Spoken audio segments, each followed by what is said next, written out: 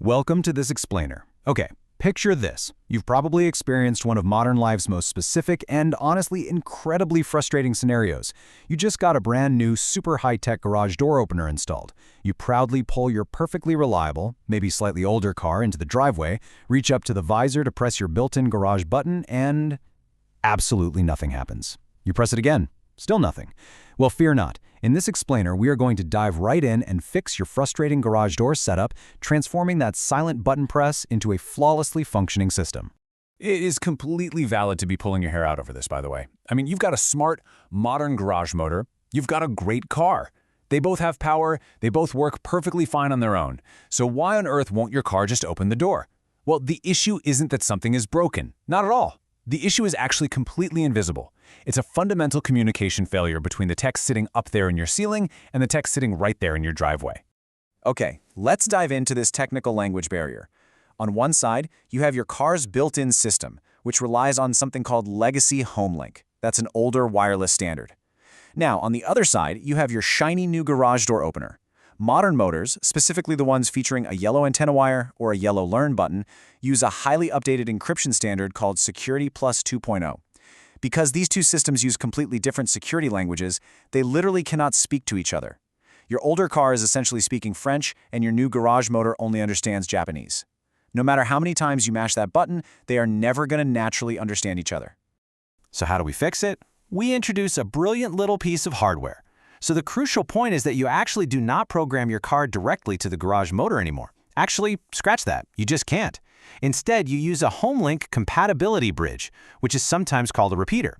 Think of this bridge as your dedicated real-time translator. It's a vital middleman. We're going to program your car to talk to the bridge in its older language, and the bridge will instantly translate that signal into the new Security Plus 2.0 language and send it right up to the motor. Here is our three-part game plan to make this happen. 1. Teaching the car. 2. Placing the bridge. And 3. Syncing the motor.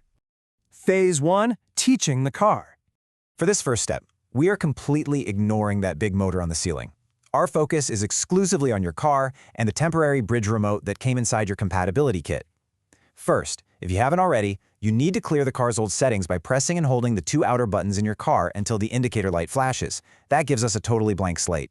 Next, for the sync, hold that small handheld bridge remote just 1 to 3 inches away from the specific HomeLink button in your car that you actually want to use. And this brilliantly illustrates the whole process. You press and hold the button on the remote and your chosen car button at the exact same time. Do not let go until your car's indicator light changes to a rapid flash. That rapid flash, that's the visual cue that your car has successfully learned the bridge remote's new signal. Phase 2. Placing the bridge. All right, shifting our focus from the driver's seat to the garage itself. The physical setup for this middleman is incredibly simple, but precision really matters here. You'll take the bridge unit itself, which honestly is just a small box with a wire antenna, and plug it directly into a standard 120-volt electrical outlet right inside your garage. But pay super close attention to this next part. Ensure the thin wire antenna hanging off the box is pointing straight down toward the floor. Uncurling that wire and making sure it points straight down guarantees the absolute best possible reception, ensuring no signal gets dropped when you pull up to your house after a long day. Phase 3. Syncing the motor. Now we just need to complete the entire chain by introducing the bridge to the ceiling unit.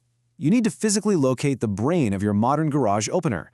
So, safely grab a stepladder and look at the back or the side of your ceiling motor.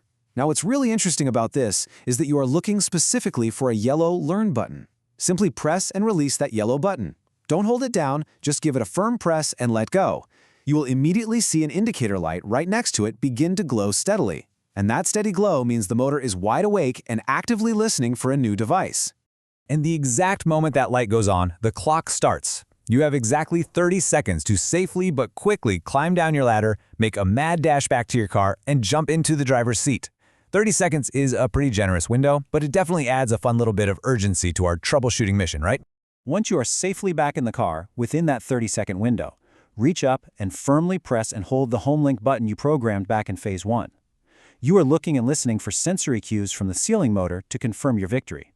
Keep holding that button until you either see the main light bulbs on the garage door opener flash, or, depending on your exact model, until you hear 2 distinct, loud clicks. That flash or those clicks, that is the sound of success. It means the motor has successfully heard and accepted the translator. The programming is officially complete. Once you see the flash or hear those 2 clicks, you can go ahead and release the programmed button in your car. Let's see how this builds to our final result, because of course, we need the ultimate proof. Press that button in your car just one more time.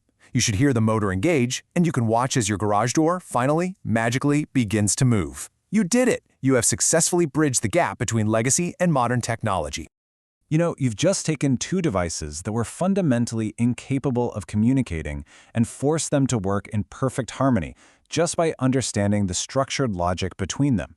That is a seriously great troubleshooting skill to have in your back pocket. But it really makes you wonder, as we rapidly upgrade all the smart devices in our homes, what other invisible language barriers are currently hiding in your everyday technology, just waiting for the right translator?